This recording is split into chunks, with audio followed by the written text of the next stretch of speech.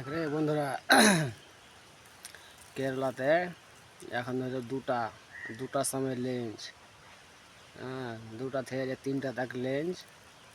আর lens করে ফের তখন ছাপ দিতে হবে, এমন করে ছাপড়ে এবারে ভাই দেখো। আর এখন তাক গাঞ্জি শুকায়নি, এমন হ্যাঁ করে ছাপড়ালছে, ভিজা আছে। এটার কালার লয় ভিজা এরকম হয়ে যায়, গোটা শরীর একবার ভিজে। এখন এই যে গামছাখানটা মুখ মুছা মুছা মুছা মুছা মাথা মুছা মুছা এমন ব্যাপার হয়েছে। হাইরে কী করতে আইনু কেরালা? হ্যাঁ, বাড়তে থাকতো কত ভালো। কেরালা এসে এতটা জ্বালা, খালি এই পয়সার লেগে। ভাই যদি পয়সা থাকতো ওখানকার তো আমি কেরালা আসতো না। এত গাঁড় ফাটছে ভাই রোদে। রোজা রমজানের দিন রোজাও করতে পারি না ভাই, কি করব?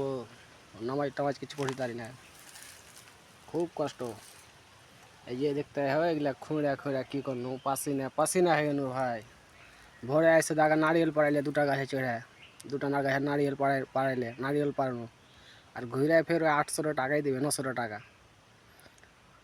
আর কোহো বৈশা বৈশা 50,000 60,000 টাকা 1 লাখ টাকা মাস কামাইছে রে ভাই। আর আমার ঘে 15,000 টাকা মাস বাজে না, এত পাসিনা বই হ্যাঁ। কিসের জিন্দগি হার গে? আর গে জিন্দগিটা কিসের? এত করে পাসিনা বই হ্যাঁ মনে আর গে 900 টাকায়। আর গে জিন্দগি কোনঠে আছে? কোনঠে আছে বিহার আর কোনঠে আছে কেরালা? বিহার থেকে কেরালা।